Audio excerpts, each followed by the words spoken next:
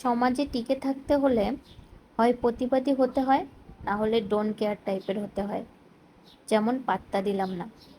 পাত্তা না দিলে হয়তোবা লোকে আপনাকে অহংকারী ভাবতে পারে, আর প্রতিবাদী হলে লোকে আপনাকে ভয় করবে, বা ওই একই কথা অহংকারীও বলতে পারে। আসলে লোকের কথায় কি যায় আসে? আপনার আপনজন, আত্মীয় স্বজন, আশেপাশের মানুষ, সমাজের মানুষ যত আপনাকে কথা শোনাবে, আপনি সেটা গায়ে লাগাবেন, এতে আপনারই ক্ষতি। মানুষের সব কিছুতেই সমস্যা। আপনি খারাপ বা অসহায় থাকলে আপনার অসহায়ত্ব নিয়ে হাসাহাসি করবে, উপহাস করবে, বা দুই একটা কুৎসাও রটাতে পারে। আর আপনি ভালো থাকলে আপনাকে হিংসা করবে, কিভাবে আপনার ক্ষতি করা যায় সে চেষ্টা করবে। কিছু মানুষের জন্মই হয় বোধহয় অন্যকে খোঁটা দেওয়া, অন্যকে কষ্ট দেওয়া, বা অন্যকে আঘাত করে কথা বলার। তাই তাদের সাথে ডোন্ট কেয়ার টাইপের ব্যবহার করুন। তাদেরকে পাত্তা দিবেন না। তারা যেটা অপছন্দ করছে আপনার, সেটা আপনি বেশি বেশি করুন।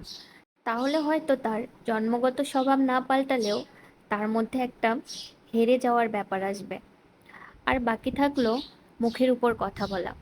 মুখের উপর কথা বললে হয়তো আপনাকে বেয়াদব বলবে লোকে, কিন্তু আসলে মুখের উপরও মাঝে মাঝে কথা বলতে হয়।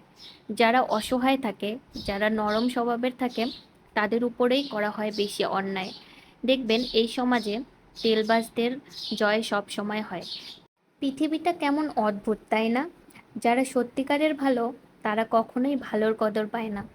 আর যারা মানুষের সাথে মিথ্যাচার করে, মিথ্যা কথা বলে সবার মন জয় করতে পারে, তারাই সবার কাছে ভালো হয়। পৃথিবী, দেশ বা সমাজ কখনো টক্সিক হয় না, হয় মানুষগুলো। আমরা মানুষরাই আসলে টক্সিসিটি তৈরি করি, আর দোষ দিই পৃথিবীর, দেশের বা সমাজের। এই জন্য এই সমাজে, এই পৃথিবীতে এই মানুষদের সাথে টিকে থাকতে হলে অবশ্যই মুখের জোর করতে হবে, না হলে মানুষকে পাত্তা না দিয়ে চলতে হবে। একটা কথা মাথায় রাখতে হবে, ভগবান, আল্লাহ, ঈশ্বর যাই বলেন না কেন, একজন কিন্তু উপরে আছেন। সে সবাইকে সৃষ্টি করেছে। সে অবশ্যই তার বান্দাদের ভালো মন্দ দেখেন। এতে মানুষ কখনো তার বান্দার ভালো বা খারাপ করতে পারে না। মানুষ মানুষের যেটা সাময়িক সময়ের জন্য ক্ষতি করে পৈশাচিক আনন্দ নেয়, সেটা আসলে ক্ষণিকের। সৃষ্টিকর্তা তো আছেন, এরপরে যেটা সেই ক্ষতিগ্রস্ত মানুষকে দেন, অনেক বেশি দেন।